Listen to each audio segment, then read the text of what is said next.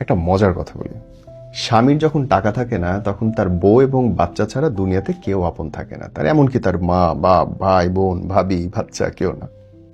পুরো ফ্যামিলি সবাই আপনার হাজবেন্ডের প্রতি কম গুরুত্ব দেবে, কিন্তু যখন দেখবেন আপনার হাজবেন্ডের পকেটে টাকা আসা শুরু হয়েছে, তার মায়ের মুখে শুরু হয়েছে মিষ্টি কথা, আমার ছেলে, ভাই কিন্তু পিঠে হাত দিয়ে বলবে আমার ভাইটা তো জোস, আর ভাতিজা তো কাকা কাকা বলতে পাগল। পুরো ফ্যামিলি তখন এক হয়ে যাবে, শুধুমাত্র বউ আর বাচ্চাটা আউট।